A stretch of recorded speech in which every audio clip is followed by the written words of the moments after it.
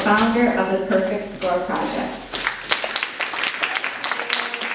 So then I came up with the cockamamie idea that became the Perfect Score Project. I was telling Katie that I worked, round the clock in corporate America, and I was feeling a little bit of angst about my son. This was going to be the end, and he was going to go away, and what a wonderful way that we could bond if I got in the trenches and did this with him.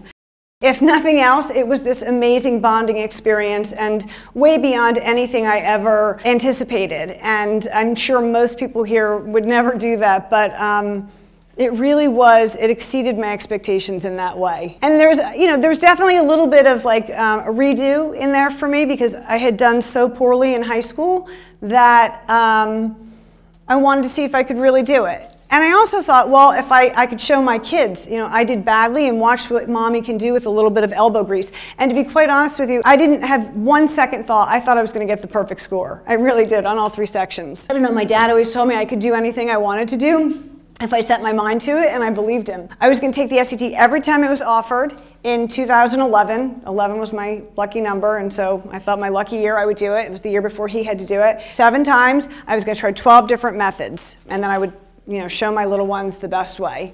And I was thinking I was going to do the ones everybody's heard of. And Kaplan, the Princeton Review. I wanted to try Kumon. There's a Kumon near the town, and I was interested, what is that guy with the little face? And then I kept adding to the idea, and I thought, well, let me see if, test locations. I'll do 7 different test locations. And it turns out test location actually does make a big difference, and I'll talk about that later on. And it's not necessarily what you think it would be. That actually was at a high school in the Bronx. I think it's one of the worst high schools you can go to in the Bronx. And there's, next to the sign about don't bring your guns to school, was use your number 2 pencil wisely. That was my favorite school, believe it or not. That was my best testing experience. The proctors followed the rules. The kids were really quiet. My worst testing experience was at the fancy private school in Westchester, and I won't say which school it is right now, but surprisingly, they were very cavalier about it. So there's my scores for the year.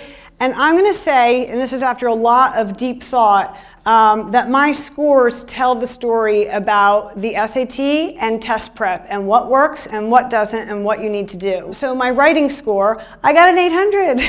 And I would say this is Erica Meltzer right here. I did her book, which is right there, and afterwards, she's a SAT grammar book is when I got the 800. I was in publishing for 23 years, so I worked with words. I had practiced that. I just needed to know grammar. Reading. I did pretty well in the reading. I got in the 99th percentile. Would have been nice to get higher. I kind of think I could get higher. My math score, I spent 95% of my time on the math, and I basically ended up, for all intents and purposes, with the same math score that I got in high school, because when you recenter it, it was 510. I love the math.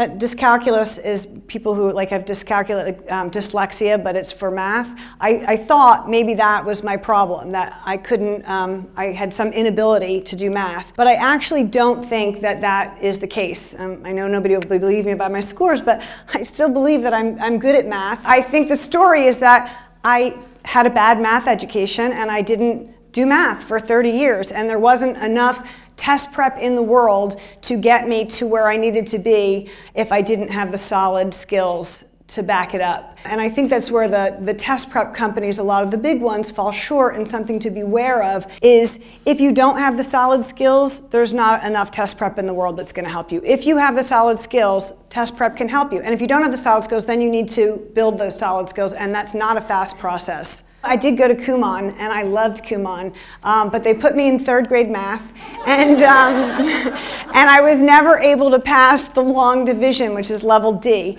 I am going to go back, though, when this is all done and get my level O, which is calculus.